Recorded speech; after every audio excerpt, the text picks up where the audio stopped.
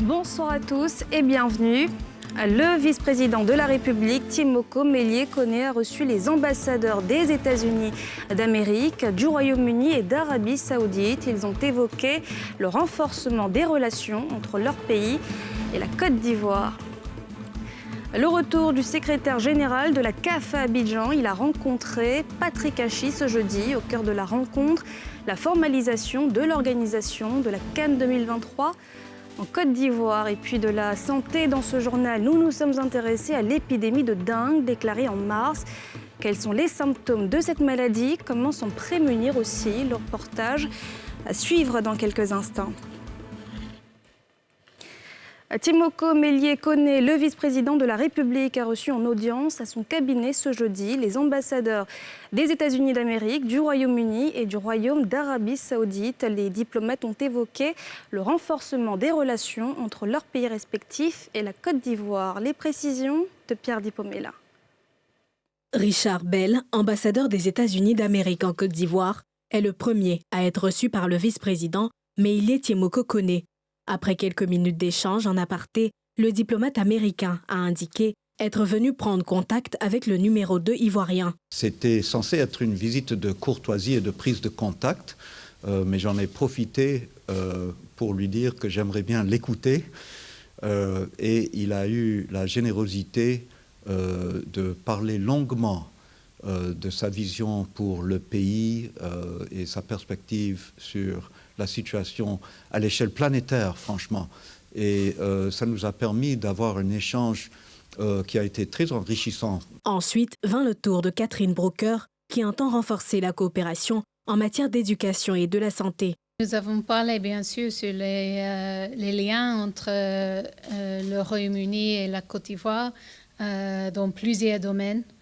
Le secteur privé, le développement, la santé, l'éducation. Dernier diplomate reçu par le vice-président, Abdoulaye Al-Zobeï, ambassadeur du Royaume d'Arabie Saoudite.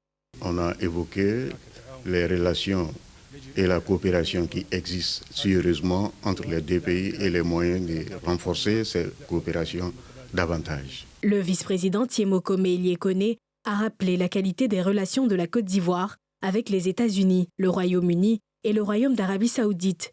Il a rassuré les diplomates de ce que la Côte d'Ivoire travaille à davantage renforcer ses liens avec leurs pays respectifs.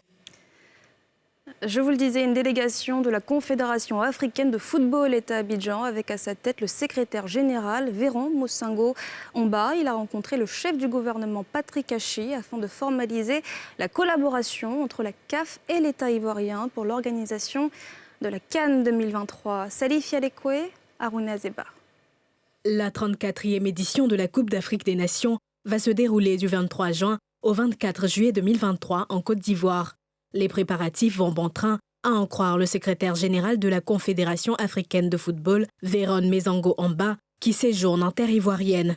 Avec le Premier ministre, la délégation de la CAF a échangé sur les instruments qui vont formaliser l'engagement entre les différentes parties. Le calendrier des travaux avance très bien et que nous sommes très contents de ce qui s'est passé. Et puis, je suis venu présenter les 3 instruments qui vont formaliser notre relation, notre collaboration avec l'AFIF, la CAN et le comité local d'organisation, ainsi que le gouvernement ivoirien. Donc, les 3 instruments sont des lettres de garantie du gouvernement qui soutient et s'engage auprès de la fédération pour la livraison de la CAN 2023. Et puis le contrat d'accueil, comme on dit en anglais, host agreement, qui indique, qui mentionne les conditions et termes d'organisation de la CAN. Et puis évidemment, le document final qui confirme cet engagement, qui va être signé, qui crée aussi les LOC, qui signe entre les LOC, la fédération et puis le gouvernement. On aura une CAN exceptionnelle. Je dis pas ça parce que je suis ici. Les indices d'une compétition exceptionnelle, l'engagement des autorités, l'engagement sans faille, la qualité des infrastructures, et puis évidemment l'accueil de son peuple. Un bureau permanent de la CAF a été inauguré en avril dernier à Abidjan, en présence du président de cette fêtière du football africain, Patrice Motsepe. 5 villes vont accueillir cette fête continentale: Abidjan, Bouaké, Korogo, San Pedro et Yamoussoukro. Et puis la Côte d'Ivoire a été tenue en échec ce jeudi soir en Afrique du Sud face aux Lesotho dans le cadre de la deuxième journée des éliminatoires de la Coupe d'Afrique des Nations CAN 2023. Malgré leur domination, les éléphants n'ont pu marquer de but. Score final, 0 but partout.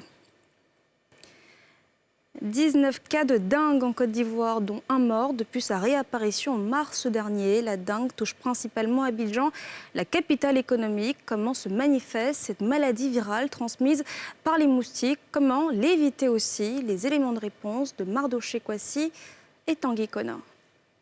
La Côte d'Ivoire est à sa 5e épidémie de dengue depuis 2008. Malgré cela, c'est une maladie qui demeure globalement méconnue des populations ivoiriennes. On dirait que c'est à peu près comme on appelle Corona. C'est une maladie qui n'est pas bien. Bon, j'ai appris que ça rend bête, ça rend un peu fou, voilà. Je sais que la dengue, c'est une maladie qui est transmise par un moustique. J'ai plus le nom en tête, mais je sais que c'est un moustique qui donne ça. La dengue se transmet par la piqûre du moustique tigre et présente des symptômes similaires à ceux du paludisme. La forme grave nécessite une hospitalisation et peut conduire à la mort si cette hospitalisation est trop tardive. La maladie survient de façon brutale. Brutale, c'est une fièvre, des douleurs qu'on appelle des douleurs en coup de barre, et associées à des maux de tête, les céphalées, donc qui sont localisés au niveau des yeux rétro-orbitaires. Ces céphalées-là sont exagérées par la lumière, qu'on appelle la photophobie. Il y a la forme grave. Elle va se manifester par des hémorragies digestives qui sont annoncées par des douleurs au niveau du ventre et des vomissements. Pour s'en prémunir, il faut garder son environnement propre et éliminer tous les lieux de reproduction et les potentiels abris des moustiques. Il faut empêcher la production des moustiques en éliminant les retenues d'eau dans lesquelles le moustique responsable de la dengue pond ses œufs.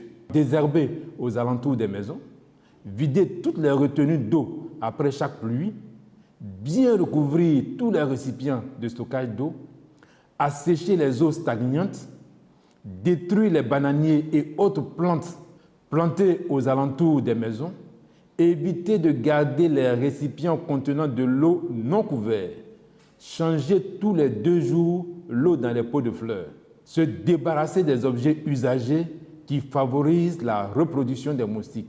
Pour aider les populations à faire face à cette épidémie, le gouvernement ivoirien, à travers le ministère de la Santé, a élaboré un plan de riposte multisectoriel, actuellement mis en œuvre par l'Institut national d'hygiène publique, INHP.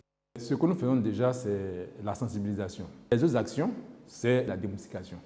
Donc depuis le début de cette épidémie-là, nous avons entrepris une campagne de démoustication dans le district sanitaire de Cocody-Bingerville, surtout au niveau des lieux où nous avons découvert les cas.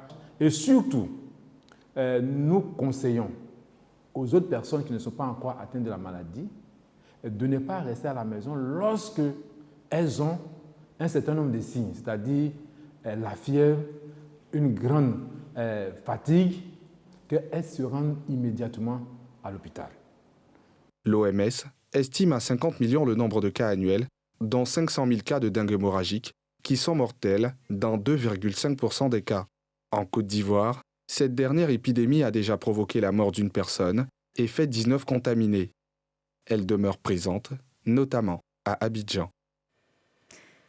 Dans 6 jours se tiendra la réunion du groupe consultatif pour le financement du Plan national de développement 2021-2025. Avant ce rendez-vous, le 15 juin, la ministre du Plan et du Développement, Kabanyele, a dévoilé le chiffre à mobiliser par les partenaires techniques et financiers de la Côte d'Ivoire. Le reportage de Pierre Dipomélin et Tanguy Kona. Le gouvernement ivoirien veut mobiliser 9 333 milliards de francs CFA pour le financement du PND, Plan national de développement 2021-2025. D'où l'organisation de la réunion du groupe consultatif le 15 juin prochain avec les partenaires bilatéraux et multilatéraux et une contribution du secteur privé à hauteur de 74%, selon la ministre Kabanyale lors de sa conférence de presse. L'objectif de mobilisation de ce groupe consultatif est de 9 336 milliards de francs CFA. À cet effet, la réunion du groupe consultatif contribuera à mobiliser les ressources externes et en complément des efforts nationaux.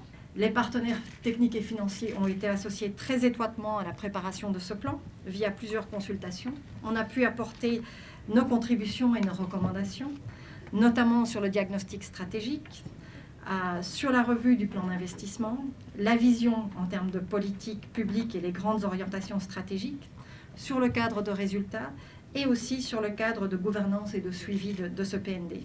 La réunion du groupe consultatif prévoit, après la cérémonie d'ouverture présidée par Alassane Ouattara, une table ronde des bailleurs, des panels permettant de présenter les opportunités d'investissement en Côte d'Ivoire et des séances de B2B. Face au défi de la sécurisation des marchandises que connaissent les douanes dans la sous-région, la Côte d'Ivoire a initié, sous l'impulsion de la CEDEAO, l'interconnexion des systèmes informatiques douaniers. 3 ans après sa mise en place, quel bilan pour le SIGMA? Le comité de pilotage du projet a ouvert à Abidjan ce jeudi une cérémonie d'évaluation de ce système. Nadja Eja, Fulgence Kissiedo. Établir un bilan à mi-parcours afin d'optimiser les performances du SIGMAT, entendez système interconnecté de gestion des marchandises en transit, c'est ce qui a réuni sur les bords de la lagune Ébrié les experts des douanes des pays de la communauté économique des États de l'Afrique de l'Ouest concernés par l'utilisation de cet outil informatique. Je reste persuadé, au-delà de tout, que c'est par la mutualisation des efforts des administrations douanières avec l'appui politique nécessaire de nos gouvernements respectifs que nous parviendrons à sécuriser le transit et à lutter efficacement contre la fraude, à faciliter les échanges entre nos États et créer les conditions propices au développement de nos économies. Grâce aux messages et informations échangés en temps réel entre les différents systèmes de dédouanement des pays traversés par la marchandise, le SIGMAT contribue efficacement à la liberté de transit, comme recommandé par la CEDEAO et d'autres instruments internationaux. Au menu des travaux, le bilan des résultats de l'exploitation, la performance d'exécution et les difficultés du SIGMAT. J'encourage donc les douanes qui rapprochent nos États, que les frontières éloignent, à œuvrer au renforcement de la coopération sous-régionale en vue d'une intégration régionale réussie. Cette rencontre d'évaluation est la deuxième du genre, après celle tenue en décembre 2021 au Niger. À ce jour, 5 pays membres de la CEDEAO, à savoir la Côte d'Ivoire, le Burkina Faso, le Togo, le Bénin et le Niger, utilisent cette solution informatique. Ils devront être suivis d'ici la fin de l'année par le Mali, le Sénégal, le Ghana, le Nigeria et la Gambie. Le parc automobile des armées s'agrandit de 23 véhicules, dont 3 ambulances. Ce matériel d'un coût de 500 millions de francs CFA est le don d'un opérateur économique local. Un geste salué par le ministre de la Défense, Téné Birahima Ouattara. Il s'est réjoui d'un acte qu'il qualifie de citoyen pour plus d'efficacité sur le terrain. Timé Danger, Mathurin Badé. Ministère de la Défense. Dans la cour, 23 véhicules, dont 3 ambulances, destinés aux unités opérationnelles de la Gendarmerie nationale et des armées. Aux côtés de ces hommes pour la réception des clés, le ministre d'État Téné Birahima Ouattara, satisfait de l'acte citoyen d'un opérateur de la filière café-cacao. Il est rare de voir un compatriote faire un geste aussi important au ministère de la Défense de sa propre initiative. Je voudrais, au nom de son Excellence, Monsieur le Président de la République, chef suprême des armées, féliciter le donateur pour cette action citoyenne qui vient renforcer les capacités opérationnelles de nos hommes. Je voudrais également, au nom de l'ensemble des forces armées de Côte d'Ivoire, remercier notre jeune frère qui, par ce acte, prouve son attachement à son pays et à ses concitoyens. Bien avant, le donateur déclinait objectifs et attentes de la mobilisation de ce matériel roulant qui vient renforcer le parc automobile des armées. À travers ce geste, il s'agit pour nous de soutenir des acteurs dynamiques dont l'engagement a une portée non seulement nationale, mais également mondiale. Je voudrais, pour terminer, réitérer l'engagement du CIGAD international à demeurer aux côtés du gouvernement ivoirien dans sa lutte pour la sécurité, dont les résultats contribueront à engager durablement le pays sur le chemin du développement économique et de la paix durable. Notons que le don d'un coût de plus de 500 millions de francs CFA va être réparti entre les services de la gendarmerie et des armées dont la hiérarchie a procédé au test des véhicules. Fin de ce journal, merci de l'avoir suivi. Excellente suite de programmes sur la nouvelle chaîne ivoirienne.